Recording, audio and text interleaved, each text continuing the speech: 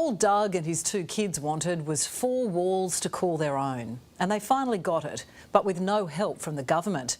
Doug's been waiting for public housing for 5 long years. And if it wasn't for the generosity of a local, they'd still be homeless. We all have one, a room with a couch and a TV. But for Nova, this is everything. What do you love about it? Living room. Their own house, something the Bowen family has been fighting for. We have a house now. No thanks to the government though. It was the community that came together and big-hearted people that have actually helped us with housing. Doug lost his partner Corrie, the mother of his children, Nova and Archie, 5 years ago. Since then, they've been homeless and on the Victorian public housing wait list. The choice that I had was to leave work and care for the kids full time. Or I could give the kids up for foster care or adopt them out.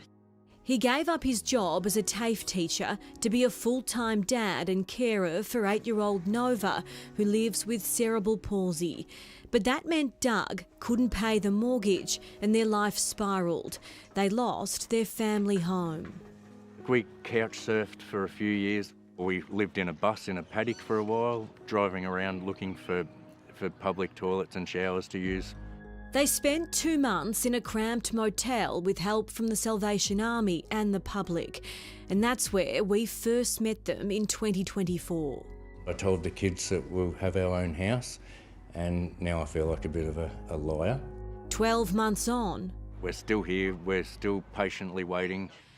When you've been homeless, couch surfing, living in a bus with no running water and 2 little kids, one with a disability, you'd take any roof over your head.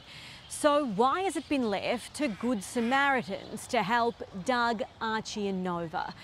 Where's the government? 5 years on now and still no house. The only reason Doug, Archie and Nova are safe and dry is because of a local who opened up her home after hearing their story. She really went out of her way to help me and the kids. We feel absolutely grateful. Family. Living in Warrnambool on Victoria's southwest coast, the family finally have an oven instead of a microwave and a place to play. It's better than the motel. We're not living all in one room now. A positive attitude compared to feeling down, not knowing where we're going to live next. The homeowner wants to stay anonymous but has gone over and above to help the Bowens, even remodelling the bathroom to make it easier for Nova's wheelchair. It's amazing that there's people out there with such a big heart. If she can make a few modifications to her home pretty fast and get you and Nova and Archie in her house, why can't the government? Yeah, that's what I've been wondering too, but I don't think we're going to get that answer. Doug says the Department of Families, Fairness and Housing reached out once after our first story. I don't want handouts, but I did want some answers or some direction from the Department of Housing. It's been terrible. There's been no contact. All he receives now is letters suggesting he move into a private rental, but that just isn't an option.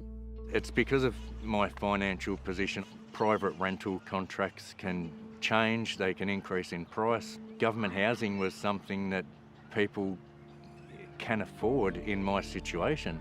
One letter he received was even forward dated, but sent anyway. Even outlined that I did not reply by a certain date, so I will be removed from the housing list. So I rang them and they said, no, you weren't supposed to receive that letter. You have to get rid of that letter. In a statement, the department said, "The Bowen family's application is on the priority list and we will continue to work with the family to find more suitable housing options that suit their needs." Almost word for word next to their February 2024 statement. Their application is on the priority list. We are exploring all avenues to find them a suitable home. If you ever want an example of why we should have access to social housing, this family is it. Victorian Liberal leader Brad Batten knows the Bowens. And the government needs to find a place for them as soon as possible. You can't neglect a person like Nova. I felt like people were too scared to put Nova or our family into a standard house that's not designed for disability. But any house would have been better than no house. Gorgeous family. And even though they have a home to live in now, Doug says he doesn't know how long that goodwill is going to last.